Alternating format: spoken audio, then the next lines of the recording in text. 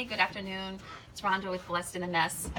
Today I wanted to talk to you about one of those things that is going to be required of you if you want to get delivered from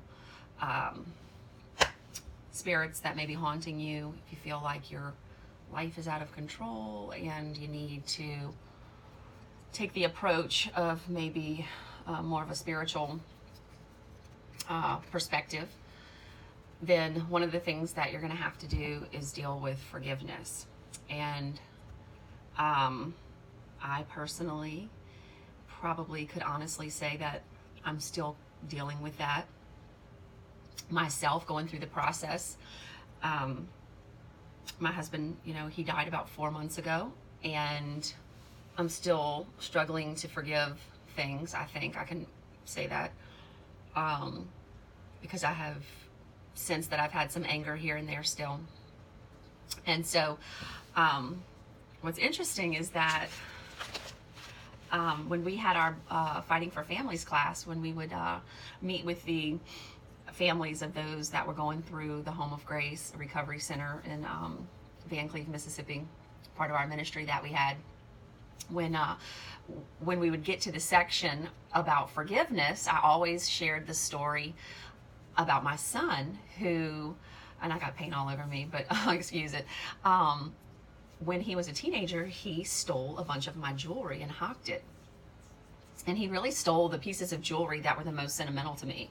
The first ring that I ever got from my parents when I was like in the 6th grade, wedding ring, and, several other things. I don't even know what all he took because I was married. His dad was a jeweler. I had quite a bit of jewelry, so I don't even know what's missing. He just took a lot of my jewelry and hocked it. It took me a couple of months to notice that it was missing, and then it took me, prying, trying to get my daughter to tell me if she knew what happened before I could even find out what happened to it. And then I found out that he had stolen it. And it was such a sucker punch, it literally, I was so sick to my stomach. I felt so violated. I was so hurt. I was so angry. I was so mad. Oh my gosh. I couldn't believe that first of all, I couldn't believe that I wasn't smarter to hide it from him, because I probably knew that he was capable of it. So lesson number 1, if you have children who are struggling with addiction, hide your valuables. But I felt that sick feeling for so long afterwards. Like every time I thought about it, I'd get mad again, and I could feel like my heart racing, and I could feel like that sick feeling in your stomach, like you got sucker punched. And I honestly felt that for, I'm going to say, probably a couple of years. Like every time I thought about it, I was like so upset about it all over again. And I knew I had to forgive it, I knew I did. I knew it's not going to ever, fix the problem. I'm not going to get my jewelry back. He didn't even know what he did with it. He couldn't even tell me where it went.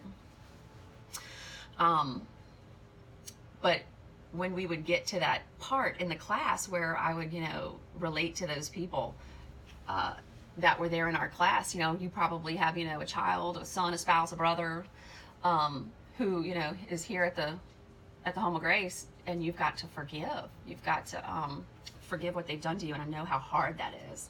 And I finally got to that place where thinking about him stealing my jewelry no longer felt bad.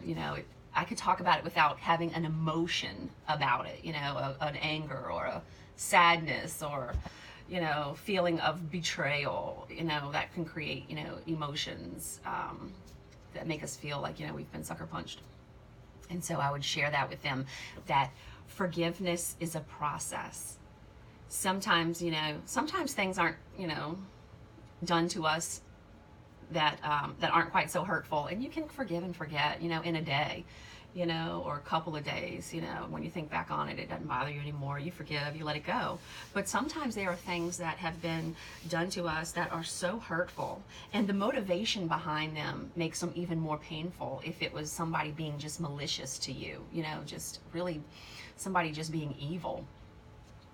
And that becomes a process of having to deal with those emotions and those feelings and sorting out, the coulda, woulda, shouldas, and just processing the anger and bitterness and letting it go, and letting God, really, because it's really a God thing that allows you to just let it go, and I did. I would get to where I would think about my jewelry, and that feeling would come on, and it would be like you'd sit there and you'd think about it for a few minutes, and you'd stew on it, and you can feel, your body feeling like it just happened again. And I would just say, okay, Lord, it's yours. It's yours. I mean, I just had to surrender it to him. And I think that he probably walked me through that season, and that horrible experience, so that I could learn how to forgive, and to learn how to say, okay, I'm not listening to the enemy. I am not going to be angry at my child, because then I could start acting just like he had just done it again, like if you are feeling it all over again, now you're frustrated with that person again.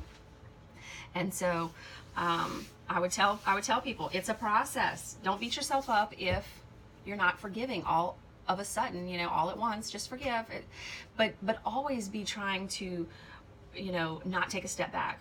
Maybe today you forgive a little bit more. It's a little less painful. Your feelings aren't so strong, or your anger isn't so strong. Don't go back. Always, be taking steps towards forgiveness and working on it, and let God do the healing inside of you that needs to be done. And some things you just have to realize they're just not that important. In the grand scheme of things, is this offense that I have, this bad thing that's happened to me from someone, is it going to matter in a year? Is it going to matter in 5 years? Try to change your perspective. So I had been through that. I understand it. I know how it works. And then I go through this situation with my husband, and all over again, I've had to work on forgiving him. When he went to the Home of Grace several years ago, and he came out, I really forgave everything that he had done for the first 3 years of our marriage that were horrible and painful and just evil things that he had done. And the Lord just took it away just like that, because I knew he was going to use it in some way. And so I never held it over his head. I never, shamed him about, you did this in the past, you did that in the past. The Lord somehow just took that from me. And he and I never, got into any arguments or anything where I would say, well, you did this and you did that. I was able to literally just forgive and forget. I was pretty shocked at how I was able to do that. I totally gave all of that credit to God. And I knew he was going to use us. And so I had a different perspective, this is a good thing that we went through this, because God is going to use it. He's going to use us. He's going to use our story. There's going to be some good that comes out of this.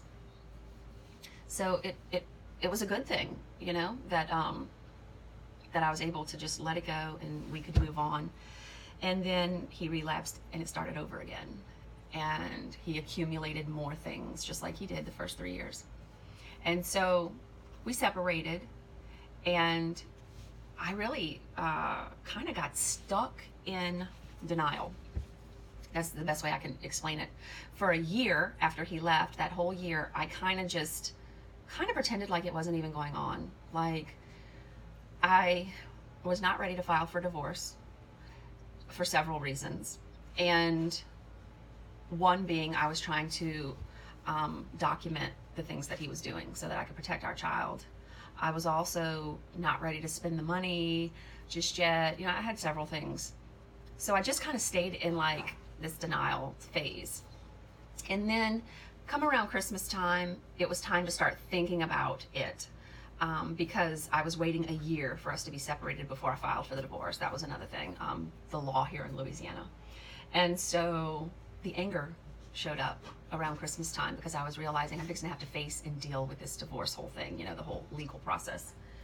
And so I started feeling angry around Christmas time. I'm like, I'm just so angry at him now. All of a sudden, I'm just angry.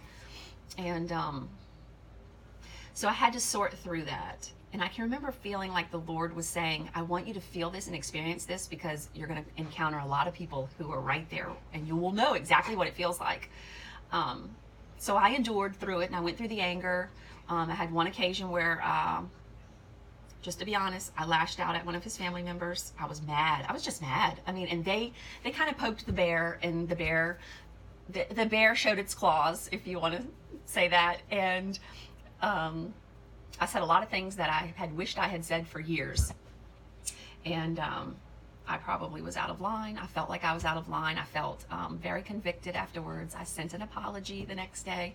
Nothing I said was a lie. I mean, all I did was share truth, but I was pretty forceful about it because I was angry. And I feel like it was righteous anger. Anybody who would have been going through what I was going through would have been angry. Jesus is not happy about what, I went through, so I have a right to be angry, but I could have kept my cool. I could have, and I wish I had, but this is a learning experience for me. So I learned how to just keep my mouth shut. I mean, it's always the best thing anyway. But then I had to start dealing, once I dealt with the anger, then I had to deal with trying to forgive him again for all that he had done and all that we'd been through and the loss of our marriage. And now we're going to go through this crazy, co-parenting thing. And he's still struggling with addiction. I knew it. And of course he wasn't admitting to it, but he never really did. So I started going through that whole, okay, I'm going to forgive him. I'm going to try to be nice. Try to work with him to see our child. He can come. I started letting him come to my house again because I had not been trying to have any type of relationship with him after his 2-month binge that he had in the fall. And so I had to start trying to forgive again and play nice. And I was doing that.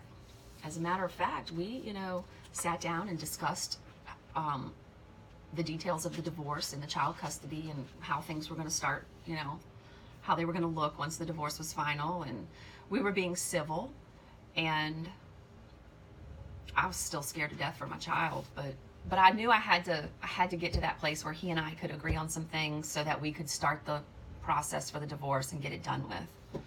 And so God was working on my heart, and I was getting to that place where I could forgive him and try to live, with him to co-parent our child. And then he dies. And I start the whole process over again.